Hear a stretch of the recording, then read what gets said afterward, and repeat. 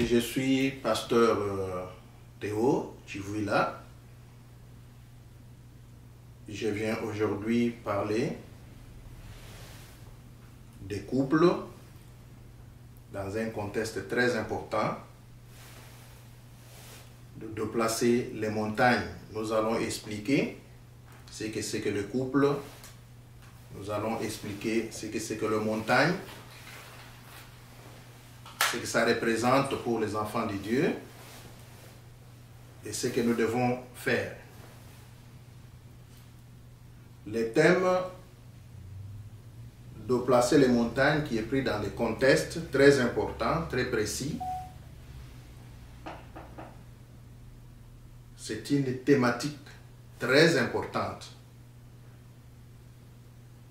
que nous allons aborder avec le secours du Saint-Esprit, parce que sans le Saint-Esprit, il est difficile d'expliquer les choses bibliques comme la Bible elle-même le dit dans 2 Pierre, chapitre 1er, le verset 21, qu'on peut nous lire rapidement.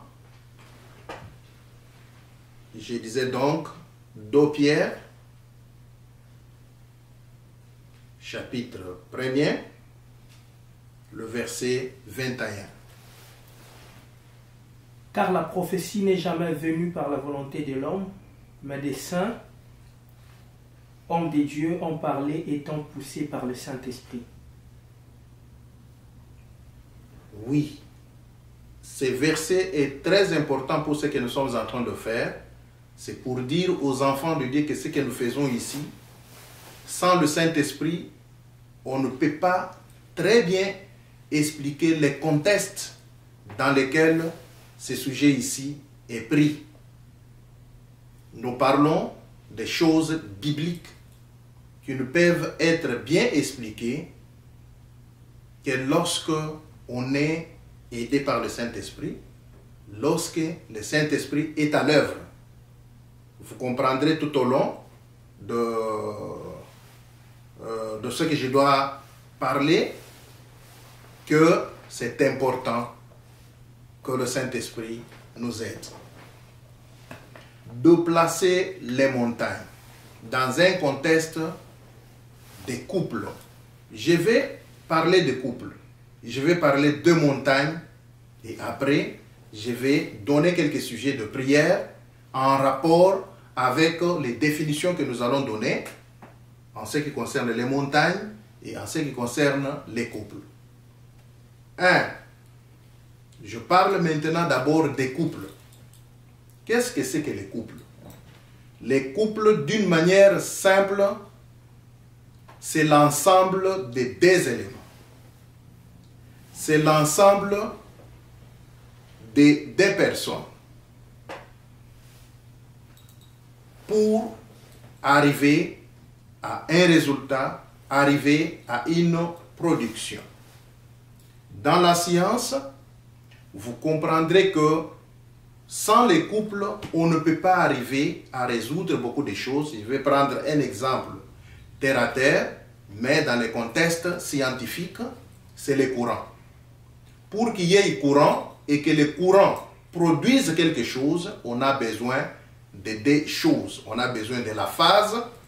La phase, c'est ce qui porte même les courants, mais ces courants-là ne peuvent rien faire s'il n'y a pas le retour, qu'on appelle dans le langage scientifique, pour ceux qui ont fait l'électricité, le retour ou le naître.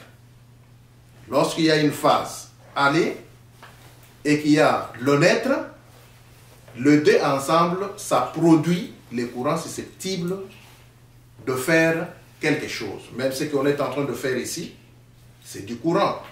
Avec du courant ici, il y a la phase. De la même manière, les couples, il est très important. Dieu à la création a commencé par les couples. De toutes les espèces que Dieu a créées, la Bible nous dit qu'il les créa 2 à 2. Tous les animaux étaient créés selon leurs espèces, 2 à 2. Même les arbres, Dieu les a toujours créés des AD pour les placer dans son champ, afin qu'il y ait la production, en quelque sorte une procréation, parce que Dieu ne devait pas continuer à créer. Il a créé les premières espèces, mais qui devait continuer avec la procréation. Mais cette procréation-là n'est possible qu'avec les couples. C'est ainsi que lorsque nous lisons dans la Bible, en Genèse,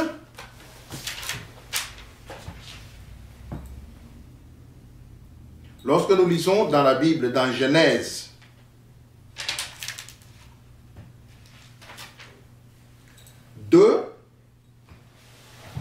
le verset 7 qu'on va nous lire, c'est là que notre problème commence sur les couples.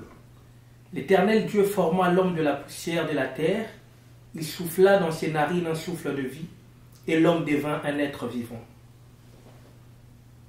Lorsque nous prenons ce texte biblique, nous comprendrons comme si ici Dieu n'a pas créé les couples.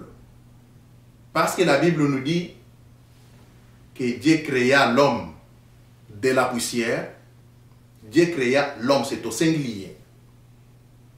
Alors que le reste des choses, la Bible dit que Dieu les a créés 2 AD. Et quand Dieu a donné la mission à l'homme de cultiver le jardin,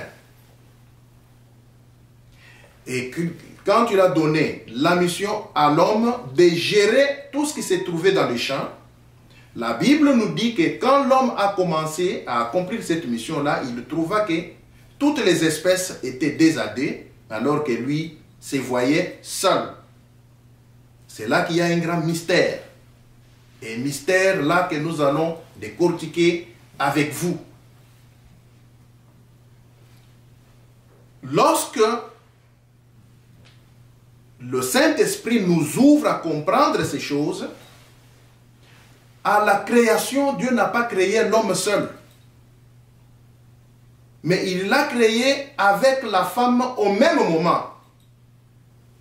Comment cela est possible alors que ici, dans le verset que nous venons de lire, on nous dit que Dieu créa l'homme. Il y a un autre verset qu'on va nous lire et lorsque nous allons prendre les deux, je vais vous expliquer pour que vous compreniez que non, Dieu n'a pas créé l'homme seul. Parce que nous sommes dans la notion de couple. Dieu les a créés tous au même moment. Qu'on nous lise Genèse, chapitre 5, le verset 2. Et là, nous allons entrer maintenant en profondeur de la chose. Genèse chapitre 2 et chapitre 5, le verset 2. Il créa l'homme et la femme, il les bénit, et il les appela du nom d'homme lorsqu'ils furent créés. Reprends. Il créa l'homme et la femme, il les bénit, et il les appela du nom d'homme lorsqu'ils furent créés. Il les créa, l'homme et la femme.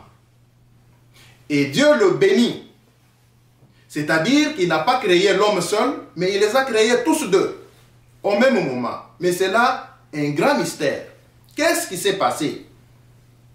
Pour les autres espèces, ils étaient visibles, le mâle et la femelle. Mais pour l'espèce humaine, les deux là étaient en eux, qu'on a appelé homme. C'est pourquoi, dans le verset qu'on vient de nous lire, on dit qu'il les appela hommes. C'est le mystère. Dieu a pris la femme, il l'a cachée dans l'homme, dans l'intention que l'homme lui-même, lorsqu'il va se mettre au travail, qu'il découvre qu'il lui manque quelque chose, qu'il lui manque quelqu'un qui devait être à ses côtés. C'est ainsi que lorsque nous lisons la Bible, nous trouvons que la Bible nous dit que Dieu fit tomber les profonds sommeils sur l'homme et ouvrit ses côtes pour tirer la femme. Et une fois que la femme était tirée des côtes de l'homme, l'homme qui était toujours dans le sommeil, Dieu a refermé la place où il a tiré la femme et a placé la femme à côté de l'homme. Et l'homme s'est réveillé de son sommeil pour trouver qu'il y avait une femme à ses côtés.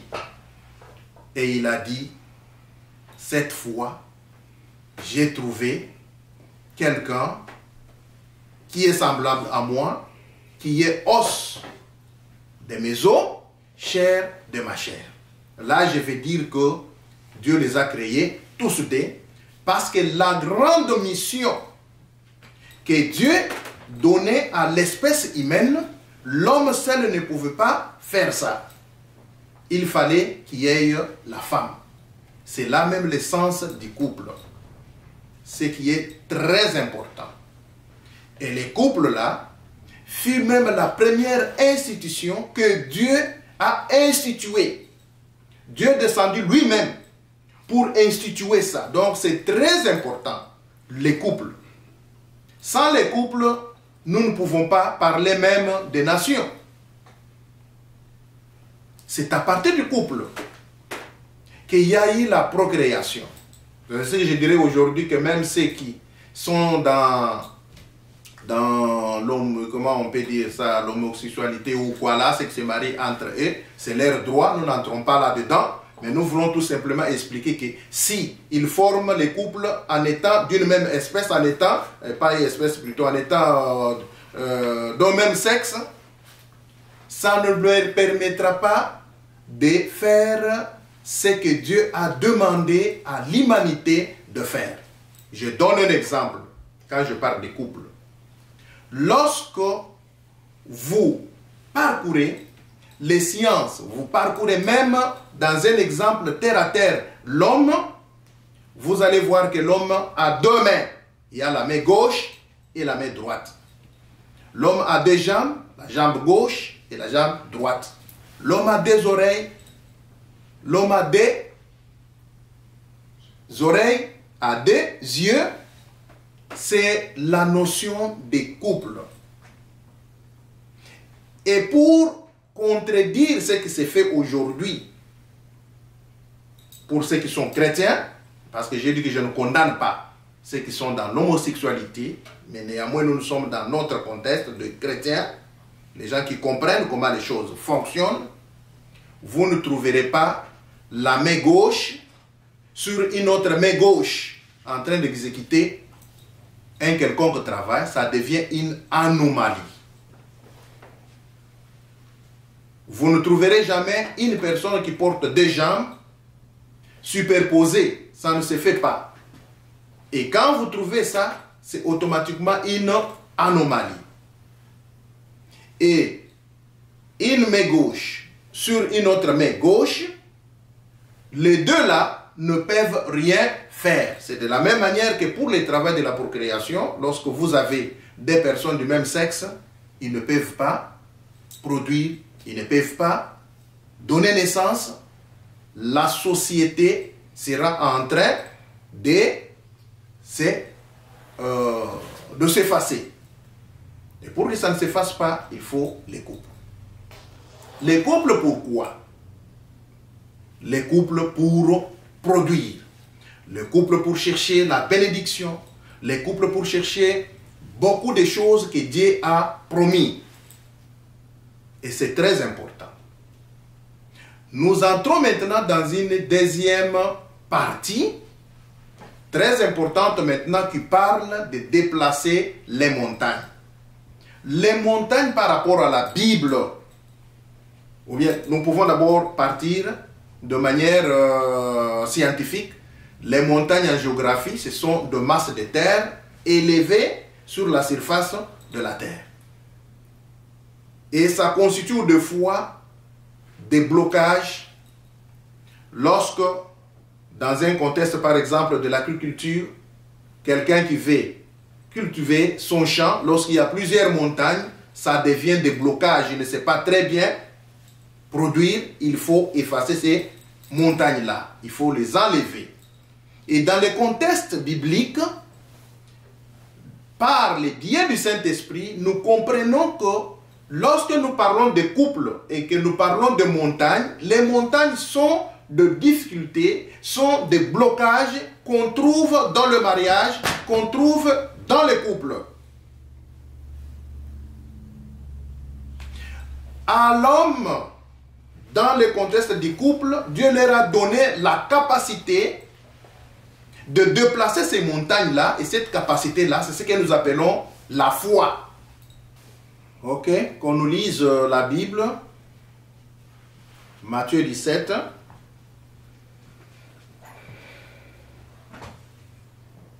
« 14 à 20.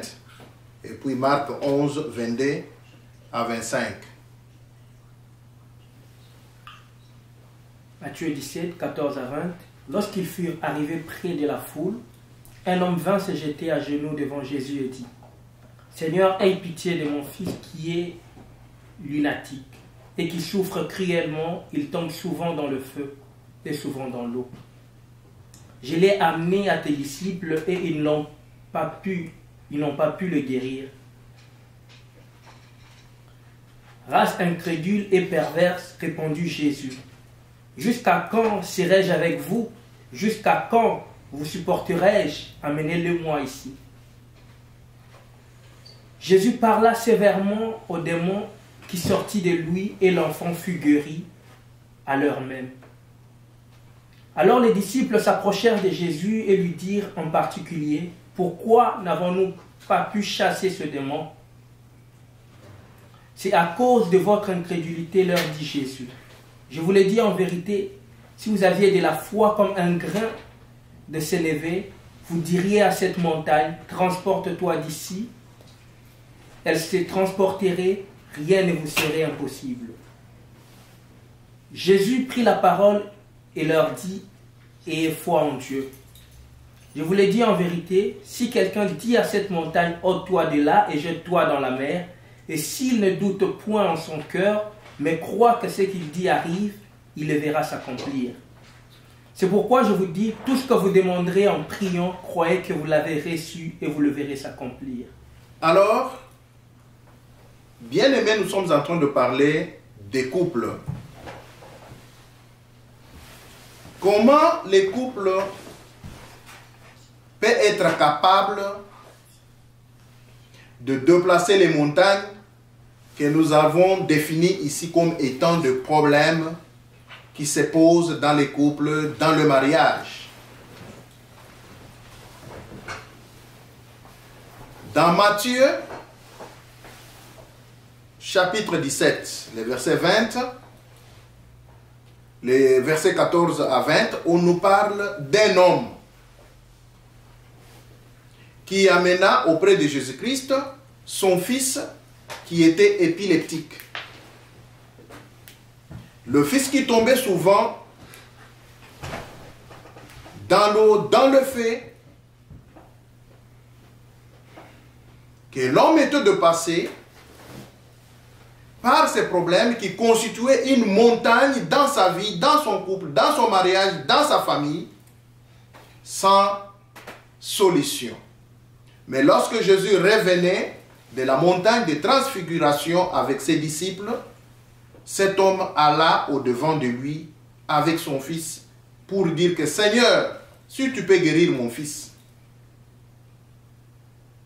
j'ai amené ces fils devant tes disciples, ils n'ont rien fait. » Et la Bible nous dit que Jésus reprena ses disciples pour dire « les hommes de peu de foi ». Et là, la foi devient maintenant une capacité qui peut déplacer les montagnes. Parce que nous parlons des couples. Quelles sont les montagnes dans les couples? Les montagnes dans les couples sont des problèmes que rencontrent les gens dans le mariage. Ça peut être la stérilité. Depuis que certains couples sont ensemble, ils n'ont pas d'enfants. Ça devient des corvées, ça devient des montagnes, ça devient des souffrances, ça devient des difficultés qu'ils ont, que nous appelons montagnes. Que les couples ne peuvent déplacer que par la prière.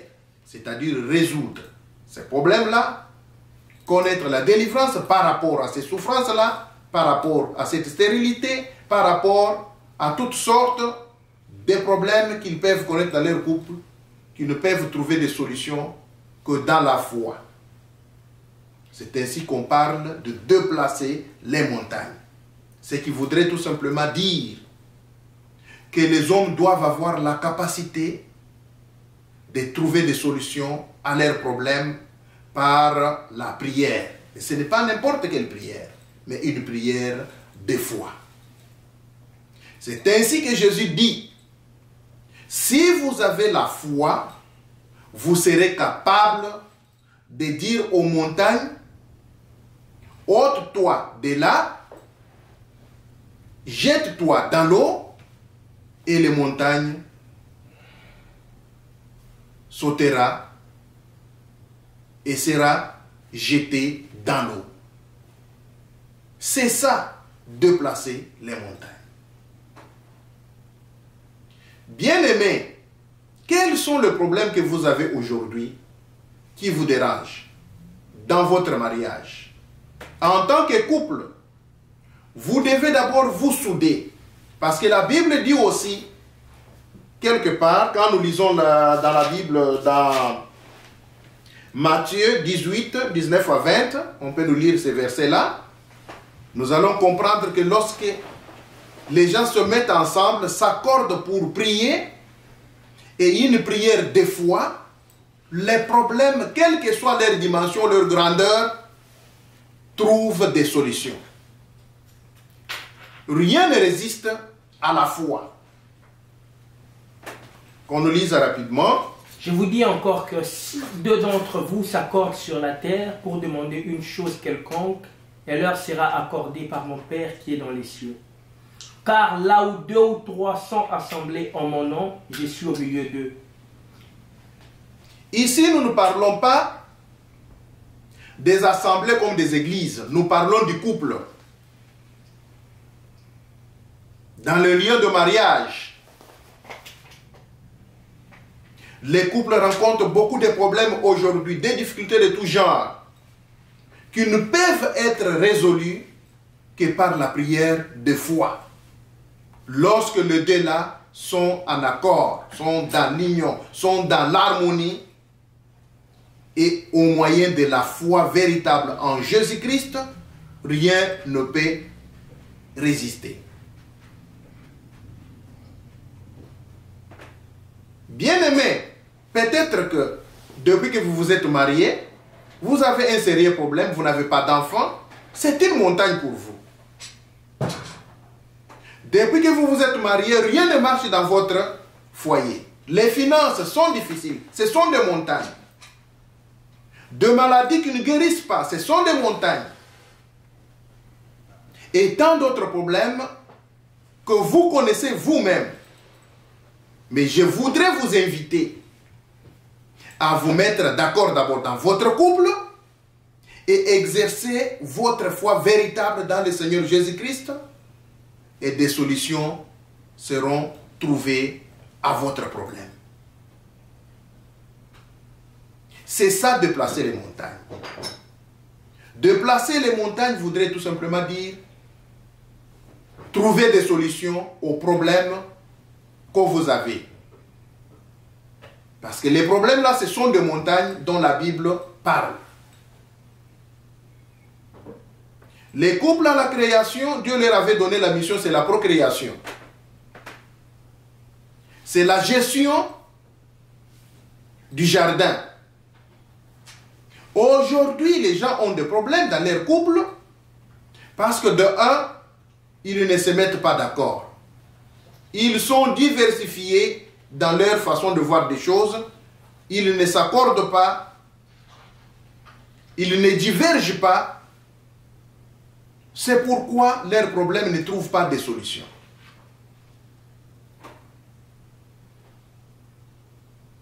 L'homme qui déconsidère la femme dans les couples, la femme qui ne tient pas compte de l'homme, Et tous les problèmes qu'ils peuvent avoir ne peuvent pas trouver des solutions sur tout le plan de la vie. Si vous voulez avoir des solutions, le problème est simple. Harmoniser dans votre couple, cherchez l'unité et exercer la foi. Vous allez voir que rien ne pourra rester dans votre famille, dans votre foyer, dans votre mariage, sans solution. Même si les hommes de Dieu peuvent venir prier pour vous, la prière faite par les hommes de Dieu ou par vous-même ne sera efficace que si vous avez la foi. Votre foi, la foi des hommes de Dieu et votre unité là vont vite apporter la solution et vous pourrez glorifier l'Éternel Dieu Tout-Puissant. Je sais que peut-être lorsque vous nous suivez, vous avez un problème. Nous allons prier avec vous pour que votre problème-là trouve la solution ou que vous puissiez glorifier Dieu, que vous puissiez témoigner. Parce que le Dieu que nous servons, c'est le Dieu vivant, c'est le Dieu solution.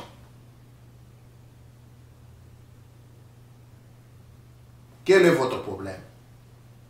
Est-ce que c'est la stérilité? Vous n'avez pas d'enfant depuis que vous vous êtes mariés?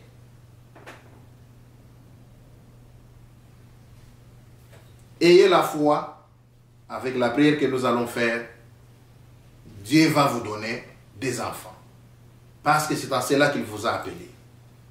Vous avez des enfants. Mais des enfants peut-être qui sont malades. Des enfants qui ne sont pas intelligents à l'école. Vous avez des enfants qui sont un grand problème pour vous. Je vous dis aussi que la solution va être trouvée dans la foi, parce que ces problèmes-là que vous connaissez sont des montagnes que nous allons déplacer par la puissance de la prière et la prière de foi en Jésus-Christ. Vous êtes malade. Vous avez marché comme cet homme avait tout fait jusqu'à mener même son enfant épileptique auprès des disciples de Jésus-Christ sans solution. C'est de la même manière qu'avec votre maladie ou la maladie de votre mari ou de votre femme, la maladie de votre enfant, vous êtes allé après beaucoup de docteurs, vous n'avez pas de solution. Aujourd'hui, cette maladie-là n'est qu'une montagne que nous allons déplacer par la force de la foi en Jésus-Christ.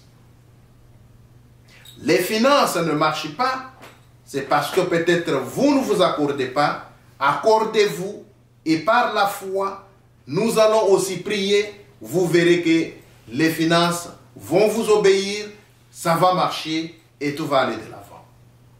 Les problèmes sont légion. Je ne sais pas les citer, mais tout dépend du problème qui est le vôtre, que vous devez présenter au Seigneur Jésus-Christ ce soir pour que, par la prière de la foi, votre foi et la foi des serviteurs de Dieu, qu'une solution soit trouvée.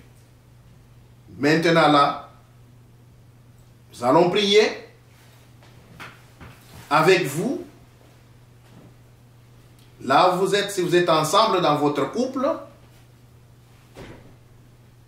tenez-vous main dans la main en signe de vous accorder et que Dieu vous donne ce que votre cœur désire. Père glorieux, à la création, tu les créas, l'homme et la femme, et la Bible nous dit que tu les as bénis. Là, nous sous-entendons que tu les avais destinés à se reproduire, à avoir toutes sortes de bénédictions. Aujourd'hui, les couples ont des différents problèmes avec lesquels ils viennent devant toi pour trouver solution. dans la foi en Jésus-Christ. Nous prions pour que tous ceux-là, qui depuis qu'ils se sont mariés n'ont pas d'enfants, qu'ils deviennent féconds et qu'ils aient des enfants au nom de Jésus-Christ. Nous prions pour toutes sortes de maladies que les couples rencontrent aujourd'hui, avec lesquels ils ont marché devant les docteurs renommés de ce monde sans solution, sans guérison. Mais au nom de Jésus-Christ qui est Jéhovah Rapha, le Dieu qui guérit, nous déclarons que ces couples sont guéris. Nous déclarons que leurs enfants malades sont guéris.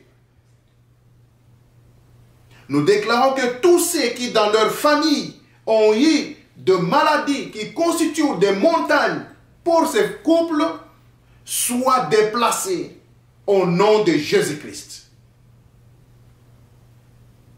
Nous prions, Seigneur Dieu de gloire, pour les finances qui ne marchent pas,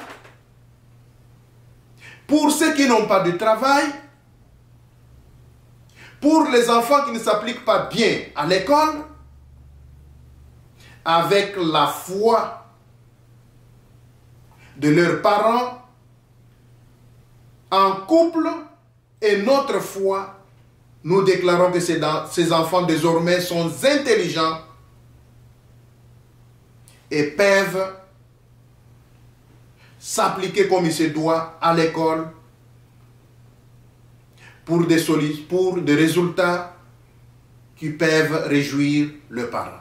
Notre Dieu, tu connais maintenant tous les problèmes que les différents couples amènent devant toi. C'est que nous te demandons au nom de Jésus-Christ et que leurs problèmes trouvent solution et que demain, ils puissent se présenter devant toi pour des actions de grâce et le témoignage. Nous avons prié avec foi au nom de Jésus-Christ et nous disons tous avec les couples, merci Seigneur Jésus-Christ. Amen.